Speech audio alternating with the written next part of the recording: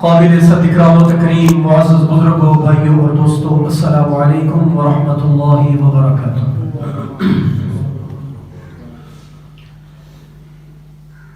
جو بھی صاحب ایمان آدمی ہے اس کی ہمیشہ یہ کوشش رہتی ہے اور یہ کوشش ہونی چاہیے کہ وہ اللہ رب العزت کی اطاعت، نیک اعمال اور نیکیاں کرنے کی فکر کرتا رہے، اور اس کے ساتھ اس کی یہ بھی کوشش ہوتی ہے کہ جتنے منکرات اور گناہ کے کام ہیں،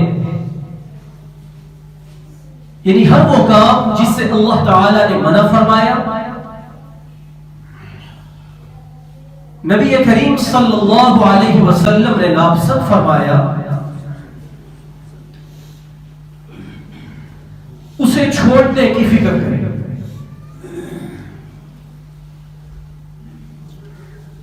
قرآن مجید فرقان حمید میں اللہ تعالی نے گناہوں کے کام چھوڑنے کا ہمیں ایک انتہائی مجرب اور بڑا مفید نسخہ بتایا ہے۔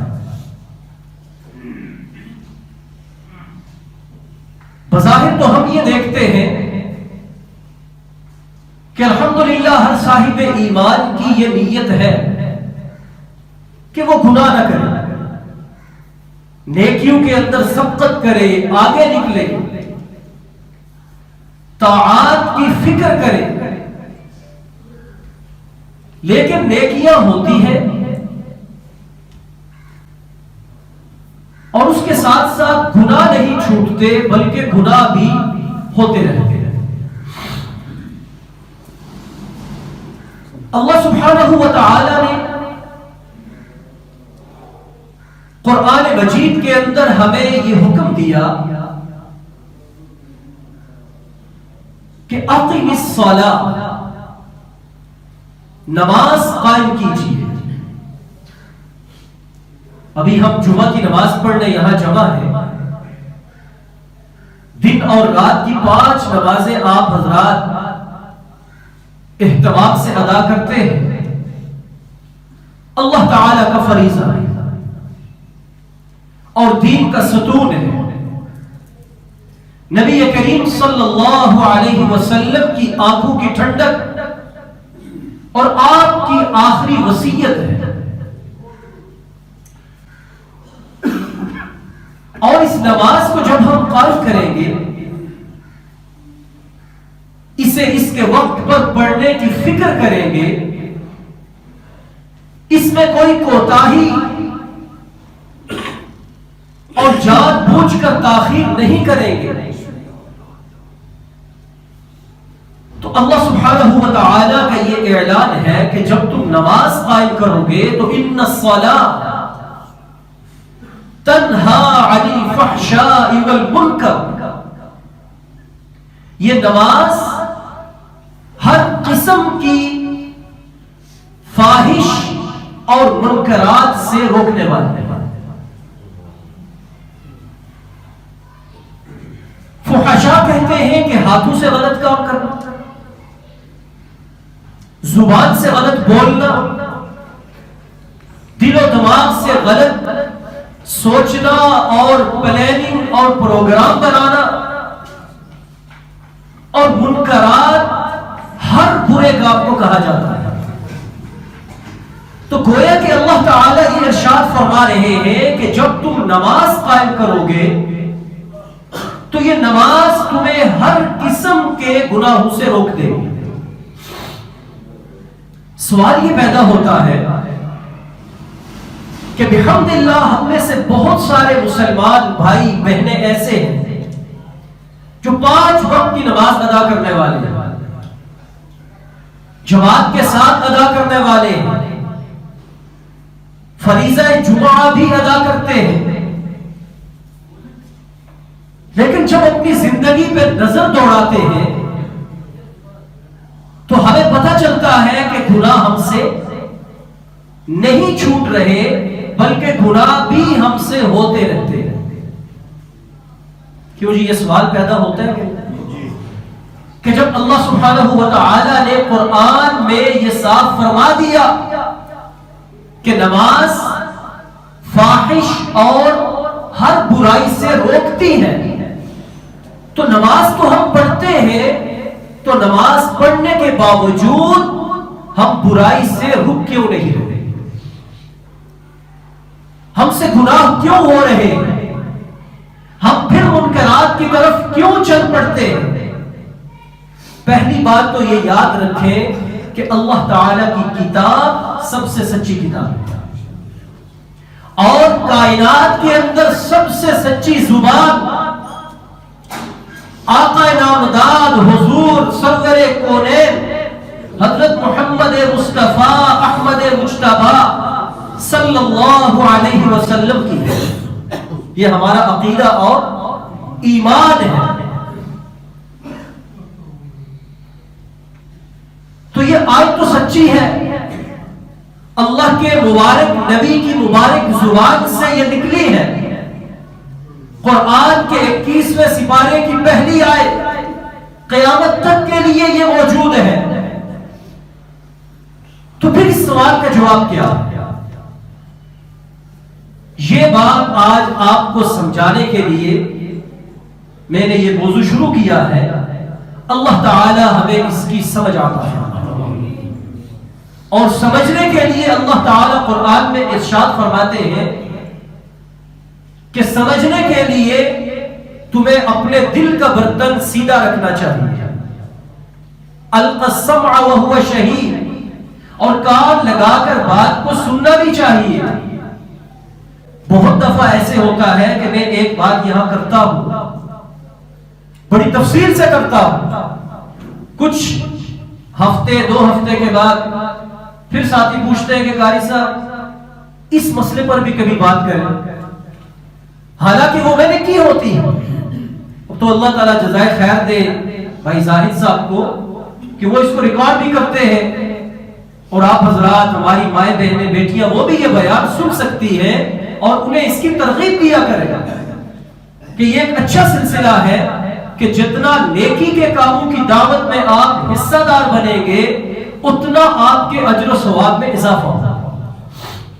اور اللہ تعالیٰ نے تو ہمیں یہی فرمایا کہ کنتم خیر امہ، تم بہترین امت ہی اس لیے ہو اخرجت للناس، کہ تمہیں لوگوں کے لیے نکالا گیا۔ کس کام کے لیے نکالا گیا؟ تأمرون بالمعروف وتنہون عن المنکر، تم اچھے کاموں کا حکم دیتے ہو اور برے کاموں سے لوگوں کو روکتے ہو۔ تو کوئی بھی نیکی کا کام ہے، تعاون خیر کا کام ہے، اچھائی کی بات ہے، تو اس میں بجائے ٹانگیں کھینچنے کے ہمیں معاون بننا چاہیے کہ ہم بھی نیکی کے کام میں شامل ہو جائیں۔ تو جب ہم توجہ کے ساتھ سنیں گے اور اپنے دل کے برتن کو سیدھا رکھیں گے تو اس کے اندر جو چیز جائے گی وہ محفوظ ہوگی۔ اگر دل کا برتن ہی اوندا ہے تو آپ کسی بھی برتن کو اوندا رکھ کے کچھ بھی ڈال دیں وہ اس کے اندر نہیں جائے گی۔ تو اللہ تعالی نے اس سوال کا جواب 18ویں سپارے کی پہلی اور دوسری آیت میں دیا ہے، سورۃ المؤمنون کے اندر قد افلح المؤمنون۔ اللہ تعالیٰ فرماتے ہیں کہ ایمان والے کامیاب ہو گئے۔ ایمان والے کون ہیں؟ آگے اللہ تعالیٰ نے اس کی ڈیٹیل دی ہے، تفصیل بیان فرمائی ہے۔ صرف لا الہ الا اللہ محمد الرسول اللہ پڑھ لینا یہ ہمیں ایمان میں داخل تو کر دیتا ہے، لیکن کامل ایمان والے ہم تب بنیں گے جب ہمارے اعمال، ہمارے افعال، ہمارے اقوال، ہمارا کردار وہ جناب نبی آخر الزمان علیہ الصلاۃ والسلام کے مسنون طریقے کے اوپر آئے۔ تو اللہ تعالیٰ نے پہلی چیز کامیاب ایمان والوں کی یہ بیان فرمائی، الذین هم فی صلاتهم خاشعون، ایمان والے وہ ہیں جو اپنی نمازوں میں خشوع کرنے والے ہیں. کیا کرنے والے ہیں؟ سارے بولیے کیا کرنے والے ہیں؟ خشوع کرنے والے ہیں. اور نبی کریم صلی اللہ علیہ وآلہ وسلم نے نماز پڑھنے کے لیے ہمیں دو باتیں تلقین فرمائی. فرمایا کہ وہ نماز جس کے اندر خشوع ہو اور خضوع ہو وہ نماز بے حیائی سے بھی روکنے والی ہے اور منکرات یعنی ہر قسم کے گناہوں سے بھی انسان کو باز رکھنے والی ہے. کتنی باتیں فرمائی؟ دو. کون کون سی؟ ذرا آپ بھی بولے. ایک خشوع اور دوسرا خضوع. پھر بولے کون سا؟ خشوع اور خضوع. اب یہ خشوع اور خضوع کیا ہے؟ جب یہ ہماری نمازوں کے اندر آ گیا تو اللہ کے نبی علیہ السلام نے ہمیں یہ ضمانت اور گارنٹی دی ہے کہ وہ نماز جس میں خشوع اور خضوع ہوگا وہ تمہیں ہر قسم کے گناہوں سے روک دے گی. تو کیا ہماری نمازوں کے اندر پھر خشوع اور خضوع ہونا چاہیے یا نہیں؟ تو اس کو آپ ذرا دھیان سے سنیے کہ خشوع کسے کہتے ہیں اور خضوع کسے کہتے ہیں. اللہ کے نبی علیہ السلام نے ہمیں چھوٹی سی چھوٹی بات بھی ارشاد فرمائی، بیان فرمائی. خشوع کا تعلق انسان کے باطن کے ساتھ ہے، دل کے ساتھ ہے، اور خضوع کا تعلق انسان کے ظاہری اعضاء کے ساتھ ہے. ہاتھ ظاہری اعضاء ہے، کان ہے، آنکھیں ہیں، ناک ہے، زبان ہے، یہ ہمارے ظاہری اعضاء ہے اور خضوع کا تعلق ان کے ساتھ ہے. اب اللہ کے نبی علیہ السلام ہمیں یہ بتانا چاہتے ہیں کہ جب تم نماز میں کھڑے ہو کے اللہ اکبر کہو تو تمہاری نماز کے اندر خشوع ہونا چاہیے. کچھ چیزیں ہیں جو نماز سے پہلے ہیں وہ تو کرنی ہی کرنی ہے، جنہیں شرائط کہا جاتا ہے کہ آپ نے وضو کیا ہوا ہو یا غسل کیا ہوا ہو یا اسی طرح آپ کا جسم پاک ہو، کپڑے پاک ہو، جس جگہ آپ نماز پڑھ رہے ہیں وہ جگہ پاک ہو، آپ کا رخ قبلے کی طرف ہو. اگر آپ کسی امام کے پیچھے ہیں تو اس امام کی امامت کی آپ نے نیت کی ہو کہ میں اس کی اقتداء میں نماز پڑھ رہا ہوں. یہ نماز سے پہلے کی ضروری شرط ہے. اور اس کے بعد ایک شرط ہے اللہ اکبر، جسے ہم تکبیر تحریمہ بولتے ہیں. تحریمہ کا مطلب یہ ہوتا ہے کہ وہ حلال کام جو نماز سے پہلے میرے لیے جائز تھے اب اللہ اکبر کہنے کے ساتھ وہ سب کے سب حرام ہو گئے. بولنا جائز تھا اب حرام ہو گیا، ادھر ادھر متوجہ ہونا جائز تھا اب حرام ہو گیا، سلام لینا جائز تھا اب حرام ہو گیا، کسی کے کام کرنا جائز تھا اب حرام ہو گیا، کھانا پینا جائز تھا اب حرام ہو گیا. تو اللہ اکبر کہنے کے ساتھ چونکہ یہ کام چھوڑنا ضروری ہو جاتا ہے، اس لیے اس اللہ اکبر کو کیا کہتے ہیں؟ تکبیر تحریمہ. یعنی وہ تکبیر جو پہلے جائز کاموں کو اب کچھ وقت کے لیے حرام کر دے گی. اللہ کے نبی نے فرمایا کہ تحریمہ التکبیر و تحلیلہ التسلیم. اب جب آپ السلام علیکم کے ساتھ سلام پھیریں گے تو اللہ کے نبی نے فرمایا وہ کام دوبارہ تمہارے لیے حلال ہے. کہ تکبیر نماز کو حرام کرنے والی اور سلام نماز کو دوبارہ حلال کرنے والا، کہ اس کی تحریم تکبیر، اس کی حلت وہ سلام. تو خشوع یہ ہے کہ جب ہم اللہ اکبر کہیں اب ہمارا دل اس بات کی گواہی دے کہ سب سے بڑی ذات اللہ کی ہے، جو ملک ہے، قدوس ہے، جبار ہے، سلام ہے، متکبر ہے. اب اس اللہ کے علاوہ میرے لیے روئے زمین پر کوئی بڑی چیز موجود نہیں. میرا کاروبار، میری دکان، میرا گھر، میری بیوی بچے اور میری تمام دنیا میں محبوب چیز، ان سب سے بڑھ کر اگر کوئی بڑائی والی ذات ہے تو وہ کس کی ہے؟ اللہ کی ہے. یہ نماز کی تکبیر کا خشوع ہے. پھر اس کے بعد جب ہم پڑھے سبحانک اللہم وبحمدك وتبارك اسمك وتعالى جدك ولا الہ غیرک. تو سبحان کی سین سے لے کر غیرک کی کاف تک اس کو کیا کہا جاتا ہے؟ ثنا. کیا کہا جاتا ہے؟ اللہ تعالیٰ کی تعریف. یہ تعریف اللہ تعالیٰ کی ہم اس طرح ادا کریں کہ ہمارا دماغ، ہمارا دل اللہ تعالیٰ کی تعریف کے اس ایک ایک لفظ کی طرف متوجہ ہو جائے. ہمیں استحضار ہو، ہمارے ذہن میں ہو کہ ہم کیا کہہ رہے ہیں، ہم کیا پڑھ رہے ہیں. اور اس کے بعد جب سورہ فاتحہ آپ پڑھیں یا امام پڑھ رہا ہے، آپ اس کے پیچھے خاموش ہو کے کھڑے ہو کے سنیں تو الحمدللہ سے لے کر ولا الضالین آمین تک، اور اس کے بعد سورہ اخلاص، یہ جو بھی سورت آپ پڑھتے ہیں اس کے ہر لفظ کی طرف ہمارا دل کا دھیان موجود ہو، توجہ موجود ہو. اسے کہتے ہیں نماز کا خشوع.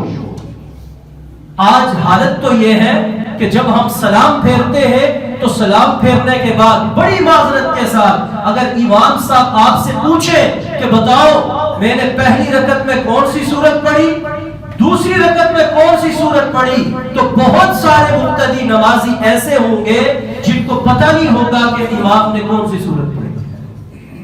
تو خشوع کدھر سے آ گیا؟ بلکہ اب تو اس سے بھی بڑھ کر ایسے ہوتا ہے کہ امام صاحب نے 3 رکعتوں پہ سلام پھیر دیا سہو بھول کر، یا 5 رکعتوں پہ سلام پھیرا جا کر پوری مسجد میں ایک مقتدی بھی نہیں بولتا کہ جناب آپ نے تو 4 کی بجائے 3 یا 5 پڑھا دی. اب تو حالت یہ ہے. اللہ تعالی ہم سب کو اس سے محفوظ فرمائے اور ہمارا دل اور ہمارا دماغ نماز پڑھتے ہوئے اس کے ایک ایک لفظ کی طرف متوجہ فرمائے، ہمارے دھیان میں ہو کہ ہم اس وقت اللہ تعالی کی نماز اس کا کون سا لفظ ادا کر رہے ہیں. اور میرے بھائی یہ تب ممکن ہوگا جب ہم نماز کو اچھے طریقے سے سیکھ کر اس کا معنی اور مفہوم بھی سیکھیں گے. اور یہ کوئی مشکل کام نہیں ہے. آج ہم ہر مشکل کام کرتے ہیں دنیاوی اعتبار سے، تو اسلام کا سیکھنا جو ہم پہ فرض قرار دیا گیا، ایسے ضروری اعمال کہ جن کو اللہ کے نبی نے فرمایا کہ ہر مسلمان مرد و عورت پہ فرض ہے، ان کو سیکھتے ہوئے ہمیں کیوں مشکل پیش آتی ہے؟ تو اگر ہمیں اپنی نمازوں میں خشوع پیدا کرنا ہے تو ہمیں نماز کے ہر لفظ کی طرف دھیان، توجہ اور استحضار رکھنا ہوگا. اور اس کے بعد جب امام اللہ اکبر کہہ کے رکوع میں جائے تو اللہ اکبر کہہ کے رکوع میں جانے تک جب تک ہمارے ہاتھ گھٹنے پہ نہ پہنچے، کمر سیدھی نہ ہو جائے، اس وقت تک ہم اللہ تعالیٰ کی بڑائی کو اپنے دل میں رکھ رہے ہوں کہ ہم اللہ اکبر صرف کہہ نہیں رہے بلکہ ہمارا دل اس بات کی طرف متوجہ ہے کہ اللہ تعالیٰ کی ذات وہ سب سے بڑی ذات ہے. پھر رکوع کی تسبیحات ہیں سبحان ربی العظیم، اونچی آواز سے تو سب کو یاد ہے سبحان ربی العظیم. کتنی دفعہ پڑھنی ہے؟ طاق عادت میں جتنی دفعہ پڑھنی، 3 دفعہ پڑھیں، 5 دفعہ پڑھیں، 7 دفعہ پڑھیں، 9 دفعہ، 11، 13، جتنا آپ کے پاس وقت ہے اور آپ کو جتنا نماز میں مزہ اور لذت آ رہی ہے اتنا لمبا آپ کا رکوع ہو. اللہ کے نبی علیہ السلام نے ہمیں ایسے تلقین فرمایا. اور یہ نہیں کہ ہم رکوع کی تسبیحات پڑھ رہے ہوں اور ہمیں یہ بھی پتہ نہ چل رہا ہو کہ 3 پڑھی ہے یا 4 پڑھی ہے. جب خشوع ہوگا، دل کی توجہ ہوگی تو ہمیں اس بات کا استحضار ہوگا کہ میں اس ذات کی بڑائی بیان کر رہا ہوں جو ہر چیز سے بڑی ذات ہے. پھر سمع اللہ لمن حمیدہ ربنا لک الحمد، اور ایک روایت میں ربنا ولک الحمد، اور ایک روایت میں اللہ کے نبی نے یوں بھی فرمایا ربنا ولک الحمد حمدا کثیرا مبارکا طیبا فیہ. تو یہ بھی الفاظ آپ پڑھا کریں کہ اس کے اندر اجر و فضیلت اور زیادہ ہے. پھر جب سجدے کے اندر جائیں تو ہمارے ذہن میں، دل میں یہ بات ہو کہ اللہ تعالیٰ کی ذات سب سے بڑی ذات ہے اور میں اس کا ایک انتہائی عاجز، کمزور ناتواں اور حقیر غلام بندہ انسان اس کے سامنے زمین پر اپنی پیشانی اور ناک کو رگڑتے ہوئے اس بات کا اعلان کر رہا ہوں کہ سبحان ربی الاعلی، سبحان ربی الاعلی، کہ بلند و برتر ذات، اعلیٰ ذات وہ صرف اور صرف اللہ کی ہے، اور اللہ تعالیٰ کی ذات کے آگے میرا وجود ایک ناتواں، ایک کمزور اور ایک غلام کے وجود سے زیادہ نہیں ہے۔ اور جب انسان اس خشوع سے سجدہ کرے گا، اللہ تعالیٰ نے سورہ علق میں فرمایا فَاسْجُدْ وَاقْتَرِبْ، کہ یہ انداز انسان کا، یہ وقت جب وہ سجدے میں ہوتا ہے، اللہ تعالیٰ کو اتنا پسند آتا ہے، اتنا اچھا لگتا ہے، کیونکہ وہ متکبر ہے، وہ اعلیٰ ہے، وہ عظیم ہے، کہ اللہ تعالیٰ انسان کو سب سے زیادہ قرب اس وقت عطا فرماتے ہیں جب وہ سجدے کی حالت میں ہوتا ہے۔ تو یہ نماز کا خشوع ہے۔ پھر جب تحیات پڑھیں، اس کے بعد درود پڑھیں، اس کے بعد دعا پڑھیں، تو اس وقت بھی ہمارے دل و دماغ کے اندر پوری طرح نماز کی طرف دیان اور توجہ ہو، حتیٰ کہ جب ہم السلام علیکم ورحمت اللہ کہیں تو تب بھی دائیں طرف مڑتے ہوئے ہمارے دل میں نیت ہو کہ جتنے میرے دائیں طرف مسلمان نمازی ہیں، اسی طرح جتنے جن بھائی ہیں، اسی طرح جتنی بھی مخلوقات ہیں، اگر امام آپ کے دائیں طرف ہے تو اس کی بھی سلامتی کی نیت یہ آپ کو کرنی چاہیے، جو کہ آج ہم نہیں کرتے۔ اسی طرح جب بائیں طرف مڑے تو اللہ کے نبی علیہ السلام نے کیا فرمایا؟ جب کہو السلام علیکم ورحمت اللہ، تو اس وقت بائیں طرف جتنے مسلمان نمازی، جنات، فرشتے، اور اسی طریقہ سے اگر امام بائیں طرف ہے تو اس کی نیت بھی آپ کے دل میں ہونی چاہیے کہ میں ان سب کو سلامتی بھیج رہا ہوں۔ اس طرح ہم نماز پڑھیں گے تو یہ نماز کا کیا ہے؟ خشوع ہے۔ کیا ہے؟ ذرا اونچی آواز سے بولے، خشوع ہے۔ تو اللہ فرماتے ہیں وہ ایمان والے کامیاب ہیں جو اپنی نمازوں کے اندر خشوع رکھنے والے ہیں۔ اور خضوع کا تعلق میں نے بتایا کہ ہمارے ظاہری اعضاء کے ساتھ ہے، کہ جب ہم اپنے ہاتھوں کو اٹھائے کانوں کی لو کے برابر، یہ کان کے نیچے کا حصہ اس کی لو ہوتی ہے، اس تک ہم اپنے ہاتھوں کے تھم کو، جو ہمارے ہاتھوں کا انگوٹھا ہے، اس کو لے کر جائے، اور جب ہم اللہ اکبر کہیں تو ہمارا یہ استحضار ہو کہ میرے ہاتھ بھی اللہ تعالیٰ کی عبادت کر رہے ہیں۔ یہ خضوع ہے۔ اب بعض لوگ کیا کرتے ہیں، ہاتھوں کو پوری طرح اٹھاتے نہیں، یا ان کو کندھوں تک اٹھا لیا، یا ہاتھوں کا اندر کا حصہ اپنے رخساروں کی طرف موڑ دیا، یوں کر کے اللہ اکبر کہتے ہیں۔ عموماً یہ طریقہ ٹھیک نہیں۔ اگر آپ نے اس طرح اللہ اکبر کہا، آپ نے اپنے ہاتھوں کو صحیح طرح کانوں کی لو تک اٹھا کر اور ان کا اندر کا حصہ قبلے کی طرف نہیں کیا، تو کیا ہوا؟ آپ کی نماز تو ہوگی، اس کے اندر خضوع ختم ہو گیا، ہاتھوں کا خضوع ختم ہو گیا۔ ہاتھوں کا خضوع کیا ہے؟ کہ آپ کے ہاتھوں کے اندر کا حصہ وہ قبلہ رخ ہو، اور کانوں کی لو تک ہاتھوں کو اٹھائے اور اس وقت کہیں اللہ اکبر، دل کے اندر اللہ کی بڑائی، یہ خشوع ہے، اور ہاتھ قبلے کی طرف اچھی طرح مڑے ہوئے ہوں، یہ نماز کا خضوع ہے۔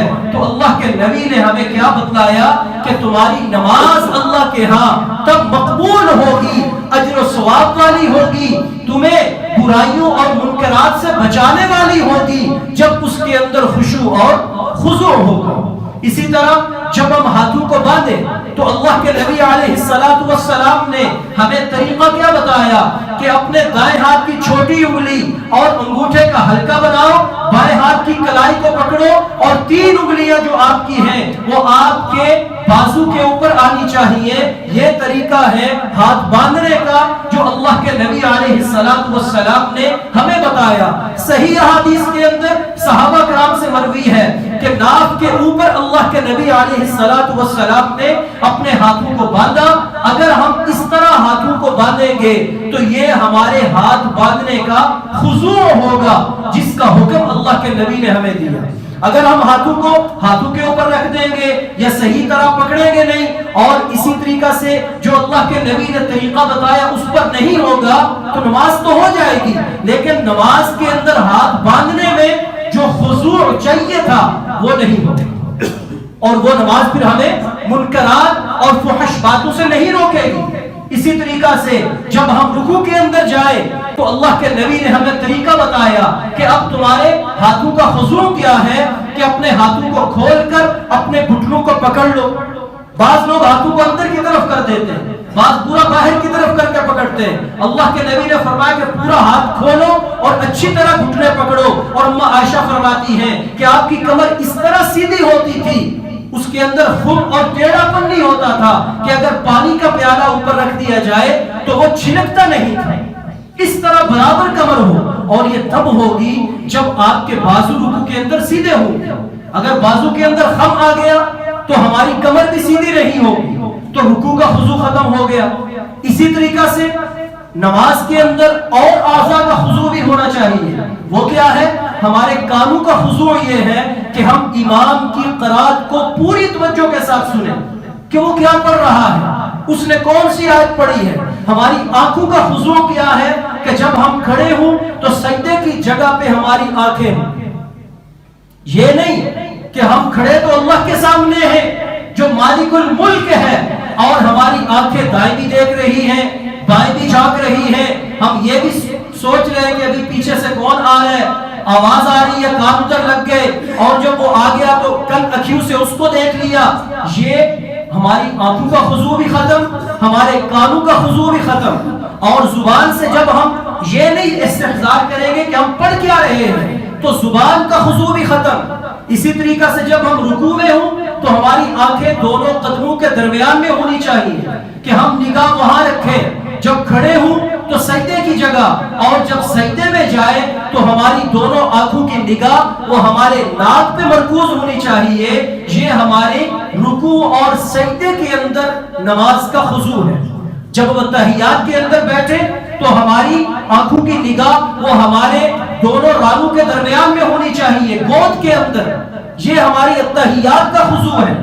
تو جب ہم اس طریقے پر نماز پڑھیں گے کہ ہماری آنکھیں، ہمارے کان، ہماری زبان، ہمارے ہاتھ، ہمارے پاؤں، ان کے اندر خضوع ہو، اور خضوع یہ ہے کہ جہاں جہاں ان اعضاء کے رکھنے کا، آنکھوں سے دیکھنے کا اللہ کے نبی نے ہمیں امر کیا، حکم دیا، ہم وہیں پر ان اعضاء کو رکھیں گے تو ہماری نمازوں کے اندر خشوع بھی ہوگا اور خضوع بھی ہوگا۔ اور یہ وہ نماز ہوگی جس کے بارے میں اللہ تعالیٰ نے قرآن میں فرمایا ان الصلاۃ تنہا عن الفحشاء والمنکر، یہ نماز جو ہے یہ تمہیں بے حیائی سے بھی روکے گی اور تمہیں منکرات اور گناہوں کے کام سے بھی روکے گی۔ اور میرے بھائی آخر میں یہ بات میں عرض کرتا چلوں، یہ ایک دم سے نہیں ہوگا۔ آپ ہر رکعت کے اندر یہ فکر کریں، کوشش کریں کہ میری پچھلی رکعت کیسے ادا ہوئی، اگلی میں نے اور بہتر ادا کرنی ہے، میری یہ نماز کے اندر یہ کمی رہ گئی، آنے والی نماز کے اندر میں اس کو زیادہ اچھے انداز سے خشوع اور خضوع کا خیال کروں گا۔ جب ہم مسلسل اپنے نفس پہ یہ دباؤ ڈالیں گے تو اللہ تعالی ہماری نمازوں کے اندر خشوع بھی پیدا کریں گے اور خضوع بھی پیدا کریں گے، اور ہمیں تمام منکرات اور گناہوں سے یہ نمازیں روکنے والی بنے گی۔ اللہ تعالی ہم سب کو اپنی نمازوں کے اندر خشوع اور خضوع کی توفیق عطا فرمائے، اور ہماری نمازیں اس درجہ کی ہوں کہ کل قیامت کے دن اللہ تعالی کے سامنے یہ ہماری رضوان اور بخشش کا ذریعہ بنے، اور اللہ تعالی کی مدد اور توفیق سے یہ ہمیں گناہوں سے روکنے والی بنے۔ وآخر دعوانا الحمدللہ رب العالمین۔